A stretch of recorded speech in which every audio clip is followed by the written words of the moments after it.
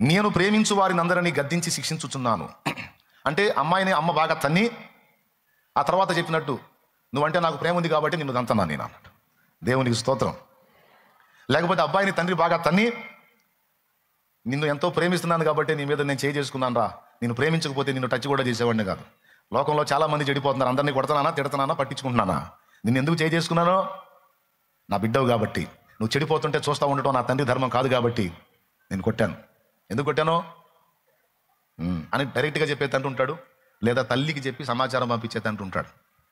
తండ్రి అని వాడు ఏడుస్తున్నాడు, పో చెప్పుకో, ప్రేమను బట్టి కొట్టానని చెప్పు, లేకపోతే వాడి మీద నాకేం కక్ష పగ చెప్పు అంటే ఏం పోయి, అయ్యా నాన్నకు నువ్వంటే అంత ప్రేమ, ప్రేమించేవాడే రా, ఒక దెబ్బ కొట్టినా దగ్గరికి తీసినా. కొట్టాడంటే ఎట్లయ్యా? నాన్న కొట్టక ఎవరు కొడతారా? నన్ను మా నాన్న కొట్టాడు, మీ నాన్న వాళ్ళ నాన్న కొట్టాడు, అట్లా బాధపడితే ఎట్లా, నీకేదో అవమానం జరిగినట్టు అని అమ్మ చెప్పుద్ది. అమ్మ కౌన్సిలింగ్ ఎలా ఉంటుందో తెలుసా? నిన్ను ప్రేమించాడు కాబట్టి తంతనాడు నాయన. వాడికి రివర్స్లో అర్థమైంది. ఇదేందమ్మా, ప్రేమిస్తే తన్నొద్దు కదే, తన్నటం ఏంటంటే శిక్షించకపోతే ప్రేమించినట్టు కాదురా, దారి తప్పినా కూడా నువ్వు చెడిపోతున్నా కూడా అలాగనే వదిలేయటం ప్రేమ అంటే అది సరైన ప్రేమ కాదురా, అది చెత్త ప్రేమ. నిజమైన ప్రేమ శిక్షించిద్దిరా, గద్దించిద్ది అని. సేమ్ దేవుడు కూడా అలానే స్పందిస్తున్నాడు. కాబట్టి 4వ సంఘముగా తుయతైరా సంఘములో ఏం ఖండించాడు? దుర్బోధను ఖండించాడు. ఇక సార్దీస్ సంగతి వచ్చేటప్పటికి 5వ సంఘము, సార్దీస్ సంఘంకి వచ్చేటప్పటికి నాయకుడిని అన్నాడు, జీవించుచున్నావన్న పేరు మాత్రం ఉంది కానీ నువ్వు మృతుడవే అన్నాడు.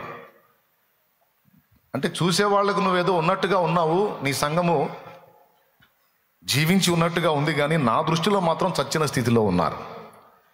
అంటే మీ భక్తి అంతా కూడా ఆచారాలకే ముడిపడి ఉంది కానీ మీలో ఆత్మీయత లేదు అని నిర్ద్వందంగా ఖండించాడు.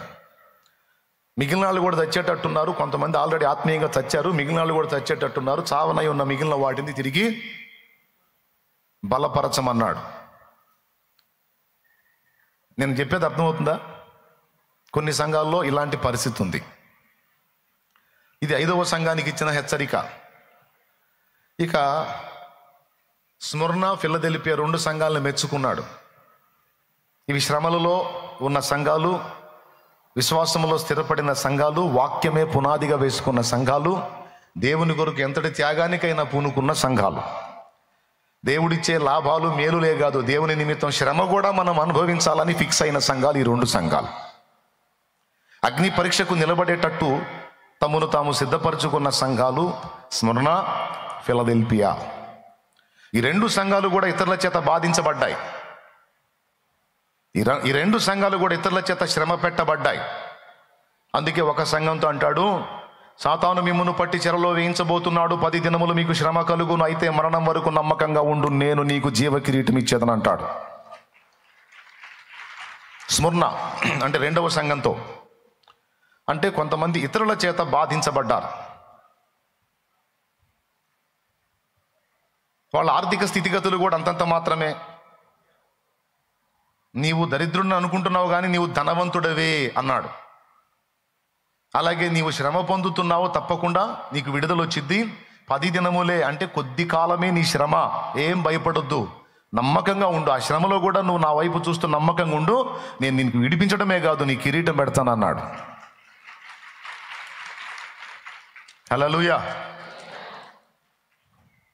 ఫిలదెల్ఫియా సంఘం దగ్గరకు వచ్చేటప్పటికి ఫిలదెల్ఫియా సంఘం కూడా శ్రమ పొందింది ఇతరుల చేత. తాము యూదులు కాకయే యూదులమని చెప్పుకొనుచున్న సాతాను సమాజపు వారిని తీసుకొచ్చి నీ పాదముల యొద్ద పడవేతును, నేను నిన్ను ప్రేమించితునని వారు తెలుసుకునేటట్టు చేస్తా అన్నాడు. అంటే వాళ్ళ చేత వీళ్ళు ఇబ్బంది పడ్డారు. ఫిలదెల్ఫియా సంఘం అంటే ఇతరుల చేత బాధించబడ్డారు, నిందించబడ్డారు, అవమానపరచబడ్డారు, దూషణ పాలయ్యారు. వాళ్ళతో అంటున్నాడు, వాళ్ళందరినీ తెచ్చి నీ కాళ్ళ దగ్గర పడేస్తా, నేను నిన్ను ప్రత్యేకంగా ప్రేమించానని వాళ్ళకి అర్థమయ్యేటట్టు చేస్తా అన్నాడు. అయిపోయినాయి 6 సంఘాలకి. ఇప్పుడు మీరు చెప్తారన్నమాట, మొదటి సంఘానికి ఏం వార్నింగ్ ఇచ్చాడు? ఆ మొదటి సంఘం ఏది? ఎఫెస్సులోనున్న సంఘం ఏం మిస్ అయింది? మొదటి ప్రేమను కోల్పోయింది. మీకు అంత సీన్ లేదు, నేను చెబుతానండి. స్తోత్రం. ఏం కోల్పోయింది? మొదటి ప్రేమను కోల్పోయింది. స్ముర్నలో ఉన్న సంఘము దేవుని నిమిత్తము శ్రమ పడింది. పెర్గములో ఉన్న సంఘము తప్పుడు నడిపింపును కలిగి ఉంది. తుయతైర సంఘము దుర్బోధకు స్థానం ఇచ్చింది, మొహమాటానికి. బ్రదర్, మన అందరితో ఐక్యంగా ఉండాలి బ్రదర్. నీ బొంద బ్రదర్. దుర్బోధ చేసేవాడితో ఐక్యత ఏంది బ్రదర్? సత్యమందు నీవు స్థిరంగా ఉంటే నిన్ను బట్టి మంద ఉంటుంది. దుర్బోధతో నువ్వు ఐక్యపరచబడేది ఏంది? దుర్బోధ సంబంధులతో ఐక్యపరచబడేది తప్పదు. మానవరీత్యా అయితే ఎవరైనా మానవరీత్యా బాధపడుతుంటే ఎవరి కోసమైనా ప్రార్థన చేస్తాం, కానీ వారి బోధన మాత్రం ఏకీభవించం అనే తీర్మానం ఉండాలి. మరి మనం ఐక్యంగా ఉండాలి బ్రదర్ అంటే మరి వాళ్ళతో కూడా, అన్యులతో కూడా ఐక్యంగా ఉందాం రా. మరి కుదరదు.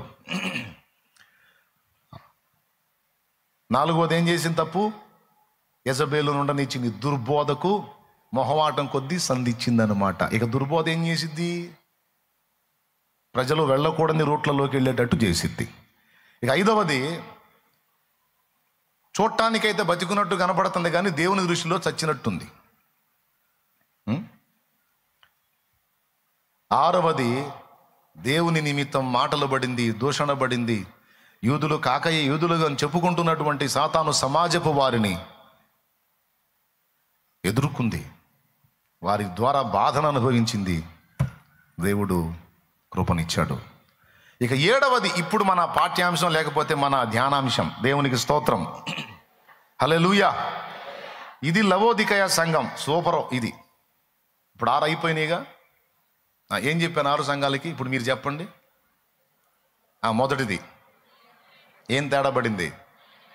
ప్రేమ కోల్పోయి, మొదటి ప్రేమ, రైట్. రెండవది స్మరణ, దేవుని కోసం శ్రమ పడింది. పెర్గము తప్పుడు నడిపింపుకి వెళ్ళిపోయింది. తుయతైరా యెజబేల్ అని ఎత్తలేదే, అది మర్చిపోయారేమో అనుకున్నాలే. యెజబేల్. ఐదోది, ఆత్మీయత చచ్చి ఆచారంగా మాత్రమే బతికుంది. ఆత్మీయత చచ్చి ఆచారంగా మాత్రమే బతికుంది. ఆరవది, ఫిలదెల్ఫియా దేవుని నిమిత్తం నిలబడి, సత్యవాక్యం కోసం నిలబడి, యూదులు కాక యూదులు అని చెప్పుకొనుచున్న సాతాను సమాజపు వారి చేత శోధింపబడింది. రైట్, బాలే చెప్పారు, సోబరం. డెవలప్ అయ్యారు మీరు కూడా. ఇప్పుడు ఏడవది, ఇక్కడ అంటున్నాడు, జీవించుచున్నావన్న పేరు మాత్రమే ఉంది కానీ నువ్వు మృతుడివని సార్థి సంఘంతో అన్నాడు. అది వేరు. ఇక్కడ ఇంకా దారుణంగా తిడతాడు. ఏమంటాడంటే చూడండి, ఆమేన్ అనువాడును నమ్మకమైన సత్యసాక్షియు దేవుని దృష్టికి ఆదియునైన వాడు చెప్పు సంగతులేమనగా, నీ క్రియలను నేను ఎరుగుదును, నీవు చల్లగానైనను వెచ్చగానైనను లేవు. నీవు చల్లగానైనను వెచ్చగానైనను ఉండిన మేలు, నీవు వెచ్చగానైనను చల్లగానైనను ఉండక నులివెచ్చనగా ఉన్నావు గనుక నేను నిన్ను నా నోట నుండి ఉమ్మి వేయను ఉద్దేశించుచున్నాను అని ఇక ఎడతనాడు. చూడండి, నీవు దౌర్భాగ్యుడవు 1, దిక్కుమాలిన వాడవు 2, దరిద్రుడవు 3, గ్రుడ్డివాడవు 4, దిగంబరుడవునై ఉన్నావని ఎరుగక, నేను ధనవంతుడను, ధనవృద్ధి చేసి ఉన్నాను, నాకేమీ కొదవలేదని చెప్పుకొనుచున్నావు. నీవు ధనవృద్ధి చేసి కొనున్నట్లు అగ్నిలో పుటము వేయబడిన బంగారమును, నీ దిశమూల సిగ్గు కనబడకుంటున్నట్లు ధరించుకున్నట్టుకు తెల్లని వస్త్రములను, నీకు దృష్టి కలుగున్నట్లు నీ కన్నులకు కాటుకును నా యొద్ద కొనుమని నీకు బుద్ధి చెప్పుచున్నాను. ఇది ఇంకా దారుణం, బాగా వినాలి. నేను ప్రేమించు వారిని అందరినీ గద్దించి శిక్షించుచున్నాను అన్న మాట గుర్తుపెట్టుకోండి. ఏమన్నాడు చెప్పండి? నేను ప్రేమించు వారిని అందరినీ గద్దించి శిక్షించుచున్నాను. మిగిలిన సంఘాలతో పోల్చుకుంటే అన్నిటికంటే చాలా ఇబ్బందికరంగా ఉన్న సంఘం లవోదికయ సంఘం. ఈ లవోదికయ సంఘపు అనుభవం ఎలా ఉందంటే, తాను ఏ స్థితిలో ఉందో అది గుర్తుపట్టట, దానికి రివర్స్లో ఆలోచిస్తుంది. ఓకే, అందుకని ఈ సంఘాన్ని తీవ్రంగా గద్దించాడు, అన్ని సంఘాల కంటే ఎక్కువగా. ఆ తర్వాత మనం గుర్తించాల్సింది ఏంటంటే, ఈ 7 సంఘాల నాయకులను చేతిలోనే పెట్టుకున్నాడు, ఇంకా వదిలేలా. తన చేతిలోనే పెట్టుకున్నాడు, పెట్టుకొని గద్దిస్తున్నాడు. ఇంకనన్నా నువ్వు మారు మనసు పొందకపోతే నిన్ను పక్కకు వదిలేస్తాను రా అనే వార్నింగ్ అనమాట అది.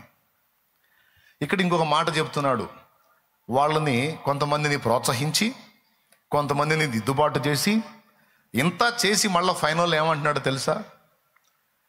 నేను ప్రేమించు వారిని అందరినీ గద్దించి శిక్షించుచున్నాను.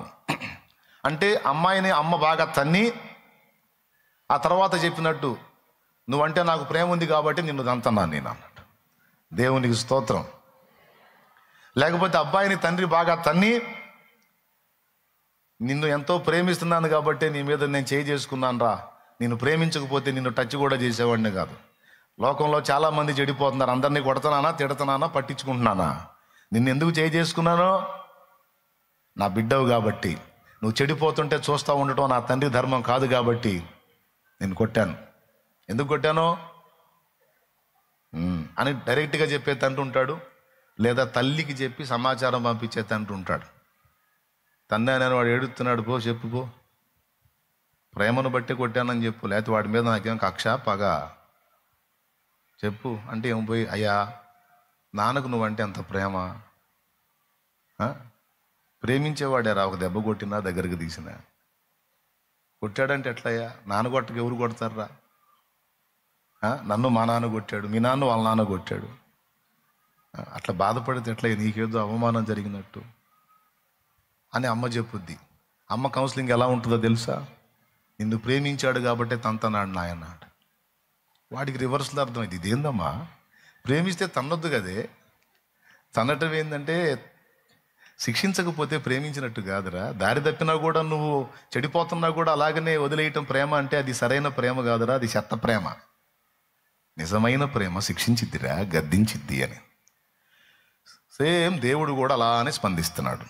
7 సంఘాల్లో 5 సంఘాలను తిట్టి కొన్నిటిని బట్టి మెచ్చుకొని కొన్నిటిని బట్టి దిద్దుబాటు చేసి, నేను ఇలా అంటున్నానని మీరేం ఫీల్ అవ్వద్దు, నేను ప్రేమించు వారిని అందరినీ గద్దించి శిక్షించుచున్నాను అన్నాడు.